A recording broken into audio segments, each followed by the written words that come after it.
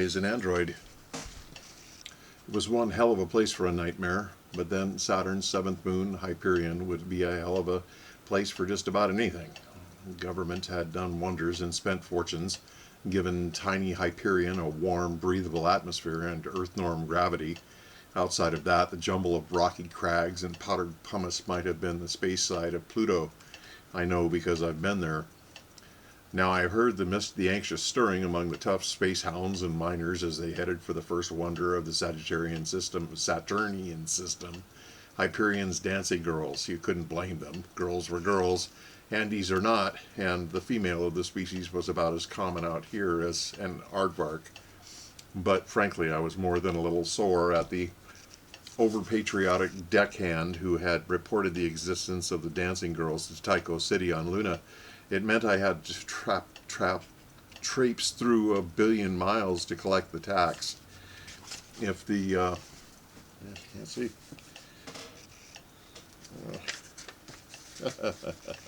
Sorry, just casual me reading a book.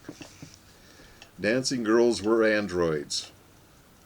If their maker had the money, if someone didn't put an end to the whole affair by deciding that a knife in my back might be distinctly better than paying $100 per head. I saw those dancing girls. Let me tell you about them briefly. No, I won't go into detail. I remember they got my mind off those morbid thoughts out in Hyperion City. And I don't want my mind to stray now, not while I'm trying to tell you this story. And they came out, about a dozen of them, and they danced. There wasn't a sound in the Hyperion Club, not even music, not even breathing. I'd never seen anything like it.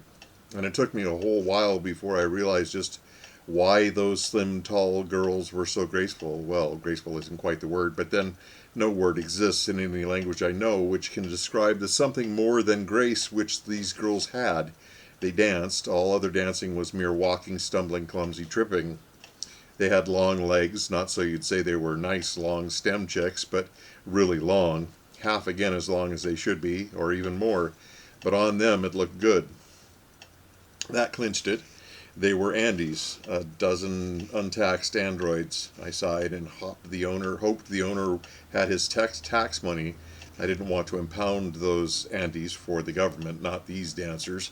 When it was over, I didn't hear a sound. No clapping, no roaring, no stamping of feet, not even shouts for an encore. Anything would have been superfluous. I got up. I took my time walking across the now empty dance floor to a door which was marked quite plainly, "Keep out." I didn't. I walked right on through, and a big guy with a seamy face stood in front of me, shaking his head slowly. "Move, friend," he said. "Can't you read signs?" I told him that although I was not a college boy, I could read, and would he please get out of my way because I had official business with the owner of the Hyperion Club. All he knew how to do was shake his head, but when I showed him the card in my billfold with the big letter A on it, the motion of his head changed. Now the seamy face bobbed up and down, but it looked worried. There's one thing about being in an android service, it sure can open doors for you. Seamy-faced ushered me through a corridor and down a flight of stairs. He only paused long enough outside a metal door to knock, and then I followed him inside. The card on the desk said Mr. Tuttle, manager, and behind his thick-rimmed glasses, Mr. Tuttle looked like he had insomnia. A little guy and tired. He just wasn't cut out for the frontier. Maybe he should have been he should have had a curio shop in Marsport. Seamy Face said, "This guy's from Android Service, Mr. T." Tuttle looked up unhappily. He waved me over to a chair, and I sat down, taking out my card again. "Carmody's the name," I said. "That's a very nice act you have out there, Mr. Tuttle. Very nice. In fact, I've never seen anything like it. Androids?" He didn't answer the question, but not right away. Instead, he said with his tired voice, "A lot of people think so. Orders are beginning to pour in from all over the outworlds. There will be thousands." I cleared my throat. "Andes will cost you exactly $100 a head, Mr. Tuttle. You know that, of course. What I want to know is this. Why didn't you report the manufacture of your androids to the government?" "There's a reason for it, and for the tax, too. It isn't legal to upset the balance like this." Tuttle sounded so tired I thought he'd fall right over into a deep sleep any moment. He said, "Who told you anything about androids? What makes you think they're androids?" I smiled. "No stilts," I said. "Don't tell me they're wearing stilts. It's either that or androids, Mr. Tuttle. Tuttle didn't answer that one either. Instead, he asked a question of his own. How would you like to earn $5,000, Mr. Carmody? I told him that was my year's salary exactly, and I'd love it, only I had a funny suspicion that whatever the offer was, I'd have to turn it down. Maybe we honest guys are fools. Maybe 10 years from now I'll still be earning exactly 5,000, but at least I'd be able to live with myself. I'm no saint, but I've got a conscience. All you have to do, Mr. Tuttle said, is this. Go back where you came from and say my dancers are not androids for $5,000, utterly no strings attached. I asked him what I thought was purely a rhetorical question. Are they androids, Mr. Tuttle? He was always answering a question with one of his own. Define your term, Mr. Carmody. What is an android? I felt a little silly, and I said, why don't you ask your friend here?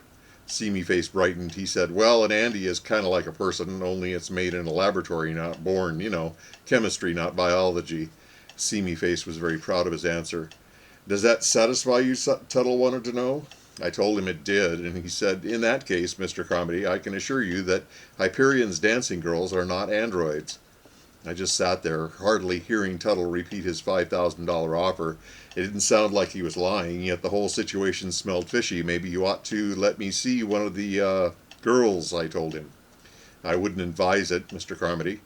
Nah, Seamy Face agreed. Better stay happy, friend. I'm stupid, I said. I don't know when I'm well off. I want to see one of them. Tuttle shrugged, pressed a button on his desk. Tara, that you? Will you come in, please? I didn't have long to wait. In a few moments, the door swung in, and the dancing girl closed it softly behind her.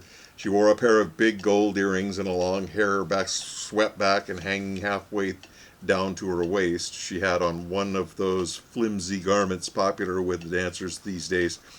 Dark red and oddly metallic with a bright gold sash. A lot of flesh showed, especially with those overlong legs. Android flesh, I was sure. She had an innocent face. What is it, Tuttle? Nice voice, neither friendly nor hostile, just plain nice, but no respect at all for Tuttle, the man who evidently had manufactured her. Tuttle was sad and afraid. This man is from the Android service, he told her. I mentioned the Android service to you, Tara, a matter of tax. Well, why don't you pay the tax, Tuttle? Even less respect this time, still a nice voice, but haughty. I can't. You know I'm in debt, and I've been paying. I haven't got the money.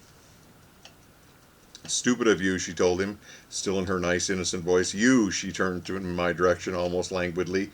Me? I said. Maybe Tuttle's fear was contagious, and I felt like 7 different kinds of damn fool.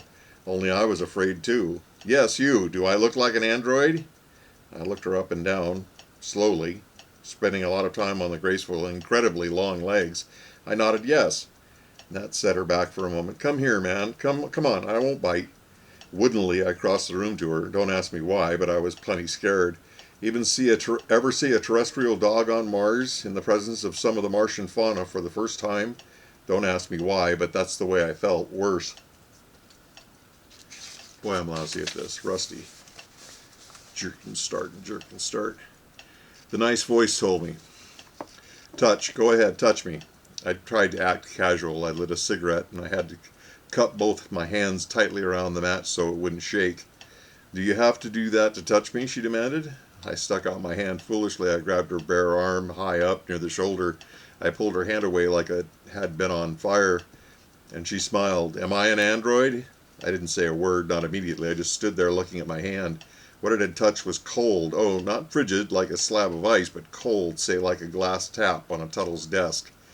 Androids are just like humans. They're not hot, not feverish, but they feel pleasantly alive because they're warm-blooded. Tara's arm had a nice rosy color, but it was cold. Strange noises clucked in my throat before I could say anything.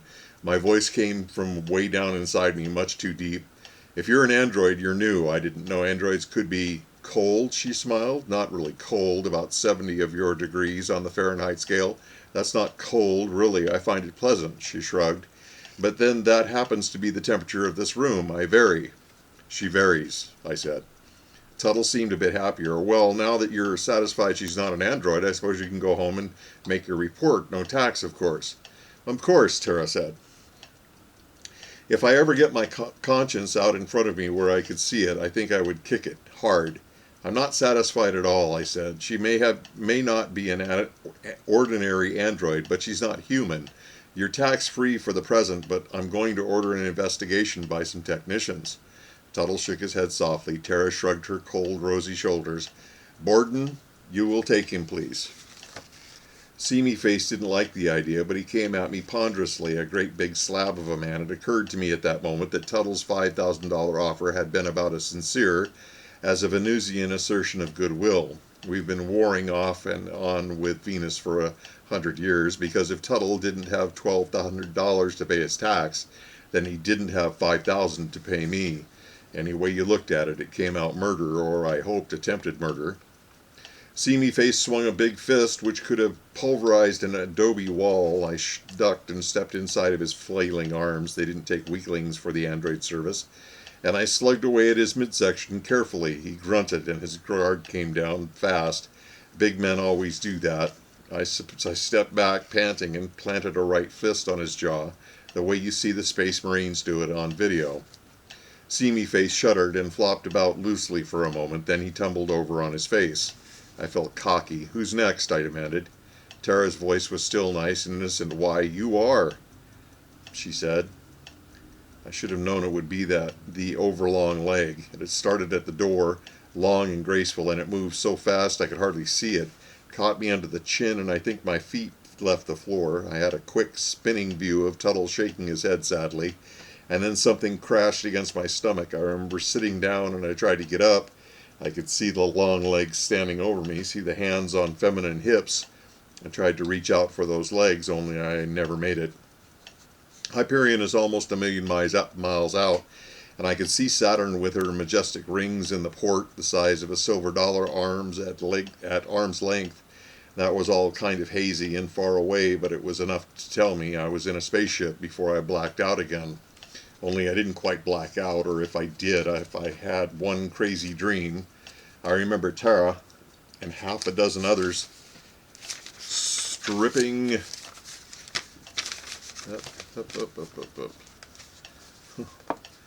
me, peeling off the jumper and the space boots as objectively as you might fly an extraterrestrial animal to study its insides, leaving me in my shirt and trouser, and then carrying me, one of them, Tara again, I think, took me over her shoulder like maybe I weighed 30 pounds, and then I remember a big bright room with a lot of machinery. It was on a table, and loud noises buzzed in my ear, and I felt oddly like a lot of sharp things were going inside of me. I don't mean anything inside my clothing, I mean inside me all the way, my head, my chest, all over, with a gentle but outrageous insistency, probing, countless little knives, which were very sharp. So sharp they didn't hurt at all, so utterly sharp that I knew they wouldn't leave any marks, provided this wasn't some kind of an impossible drugged dream. The next part of the dream is even crazier. I sat up with too much fuzziness in my head to see clearly, and someone lay on the table next to me. That someone wore a jumper and heavy space boots. You could tell he was dead. You could tell. I think I screamed, or at least I tried to scream. I saw everything through a fog, but the corpse looked just like me, down to the last detail. Through all that fuzziness, I could even see the little scar on the right temple. Me, a dead me, with a live me lay back and watched. While the live me lay back and watched. Someone was screaming and screaming because the knives were so sharp that you hardly felt them were going in again, doing their work. The someone was the live me. You feeling all right now, Jones? Tara asked me. My name is Carmody. My mouth twisted like someone had rammed it full of hot copper coins. Carmody, I said again, stubbornly. I should have known I was wasting my breath. You want a mirror, Jones? It may help convince you. She gave me a big mirror, watched me with her innocent eyes. I looked. I was 25 when Tara kicked me into her dream world on Hyperion. I looked 50 now. I didn't look anything like Mike Carmody.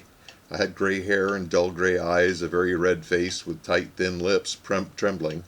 I stood up. Mike Carmody is 6 feet tall in his socks. Tara is a big girl, maybe 6 foot herself. The top of my head didn't quite come up to her nose. Something made me look at my right wrist, the inner side of it. Over the big blue vein, there was a bright letter A, half an inch high, capital A, as in Android. It was the law, I knew, for all androids to be so identified. I grabbed Tara's arm, and she didn't try to push away or pull away. She had no letter A. You seem confused, Jones. I couldn't say a thing. I just sat there. You are made 53 years ago on Ganymede. You're a mechanic by trade, and you're a pretty good one. I shook my head. I hardly felt like fighting with it, or about it, but I said, I was born on Earth in Chicago 25 years ago. I'm an investigator for Android Service. Name's Mike Carmody. She smiled. While you were asleep, Jones, we landed back on Hyperion. Here's the newspaper. She handed the sheet to me, still smiling. It was a newspaper, all right, the Hyperion City Gazette. I looked at the headline and what followed. Android Service Investigator slain here. At 4 p.m. yesterday, Earth Greenwich time, the body of Michael Carmody, Special Investigator for Android Service, was found in an alley connecting Dana and Bodini streets in the city. Carmody had been slain some 2 to 3 hours before that time in a bold daylight attack by unknown thugs who succeeded in taking Carmody's money, although his official papers were found on his person. Carmody, it is believed. There wasn't a thing to say. I was dead and my name was Jones now, and I'd better listen to Tara. So you see, Jones, you obviously couldn't be this Carmody, not you. He's a dead man. And you're a living android. Soon we'll put you to sleep again, and when you wake up you'll understand. I can't blame you for being a little confused now, not really. You mean you'll make my mind believe that story? Yeah, something like that. We erase the memory waves present and put their place certain other memories. Simple. Why? I thought fast. Hell, I didn't stand a chance getting off the ship alive, but at least I wanted to know what the hell was going on. You couldn't blame me, I said. Well, if you're going to do that, maybe you can tell me the truth now. I mean, it was pretty resigned individual right then and there, and I wanted to know the truth as much as a man dying of thirst would want water, even if the truth wouldn't stay with me very long. And Tara said, all right, Jones, I suppose it won't hurt. Carmody. Carmody, then? What do you want to know? Just about everything, I said. Her voice was still nice and innocent. Tuttle and Borden are dead. I had no choice. So now we need you, Jones, Carmody. Carmody is dead, too. You're Jones, an android. Soon you'll think that, too. Yes, but who are you? The dancing girls. I assure you, we are not girls, Carmody. You wouldn't understand. You just wouldn't. Not at all. Try me, I suggested. I turned idly to look about the room, and my eyes took in the port first. Outside I could see Saturn's great bulk, low in the right side of the port, and much closer, so close that it couldn't have been more than a few miles away in space, was a ship. A ship! There were spacesuits here and on this boat someplace, and if I could reach one, could kick myself clear of the lock and get out to that ship. Dimensions interlocking like two soap bubbles, Carmody. You live in one, we live in the other. There aren't a lot of us, perhaps 1 billion, and if you saw our dimensions, you'd know why we like yours better. Just a question of infiltration now, and what could arouse less suspicion than some innocent, wonderfully graceful dancing girls? We'll get popular, Carmody. It's starting here already. So popular that there will be 12 dancing girls in every nightclub in the solar system. Then, in time, I was hardly listening. A door opened and one of the other dancing girls came into the room. Is he ready now? She demanded. Tara nodded. I guess so. Carmody, is there any questions before you're Jones completely? No hard feelings, I hope, and even if you have them now, you won't, not when you're Jones. You'll have the memories of an android named Jones who was made here on the ship a few days ago, but your memories will go back 50 years and you'll be loyal to us, publicity agent for us in your spare time, a mechanic otherwise. Any questions? I fiddled about for a question. I needed time. If they could take themselves from another dimension and assume their present almost earthly shapes, if they could kill me and yet somehow not kill me, leaving my body dead in an alley in Hyperion City, but leaving me alive in the scrawny body of Android Jones, I had to believe Tara. I couldn't doubt a word of it. So incredibly simple. Sure, no one would suspect a dancing girl of anything. What did you have to be afraid of? One more question, I said. I lifted a big bowl off the table and hurled it at her. Just how strong are you? She stumbled back a few steps, trying to wipe some liquid away from her eyes. She cursed roundly, and she may have been from another dimension. She may have assumed the shape of a girl here, but let me tell you, she knew how to curse. The other dancing girl leaped at me, and I sidestepped. I didn't want her to grab me, not when I remembered what Tara had done and that day in Tuttle's office. I ran out the door, and I kept running. Beside me, I heard feet pounding down the corridor. I don't know where they got the ship, but the single spacesuit I found hanging on a hook looked awfully old. I hoped it would be all right. and I didn't have much time to think about one way or the other. I stepped into the suit and took down the plexi helmet, and then someone spun me around and I saw it was Tara. I swung my arm in a wide arc, starting from around someplace behind my back, and the helmet pounded against her face like a runaway meteor. It staggered her. The blow would have killed a man, but Tara just stumbled back a few steps, momentarily dazed. The helmet fit in place snugly the way it should, and I prayed again for error. Then I swung the locked door up and got a surprise. There was no lock, just cold empty space, with Saturn far off and the other ship hanging in space like a silver dart. Much further than it had been before, but still close enough to reach with their suit jets. I sensed the air whooshing out of Tara's ship, and I smiled. Maybe my worries were over. They had to be. You don't just go walking around in deep space, even if it's inside a ship. Only Tara did. Her damned synthetic body, or whatever the make-believe dancing girl's flesh housed, could adjust to anything instantly. She came for me, smiling innocently, as if almost nothing was wrong. Maybe I'd been naughty, but that was all. I kicked away from the ship a few yards. Tara stood in the simple doorway, and I felt a little giddy. I thumbed my nose at her. It didn't last. She lifted a blaster and fired, and then I switched my jets on and began to soar away, darting, spinning, weaving, until I could something like a gyroscope, which was lost in its bearings. The beam from her blaster zipped through space on all sides of me, but in a little while I was out of range, and by the time she could turn that ship around, even if she could withstand more gravities than a robot, I'd be in safe hands. I smiled grimly as I swept closer to the other ship. "Look," I said, "please. This is the 4th time I have told my story. It's been 6 months since the freighter picked me up." The police officer shrugged. "What do you want me to do, Jones? We like to be nice to you Andes. I'm not an android. We checked your fingerprints. There's the characteristic inverted V in the whorls. You have the android identification mark. You have your partner, your papers, Sylvester Jones, android, first-class mechanic. So what do you want us to do? This Carmody guy is dead. He's buried now. Please, I'm Carmody. Now listen, we're going to have to put you away, Jones. We don't like to be hard on androids, but Carmody, that's me, damn it. Now, Jones, you'd better go away. We took you to Carmody's widow. She gave you the answer. Please, Jones, like a good Andy," he frowned.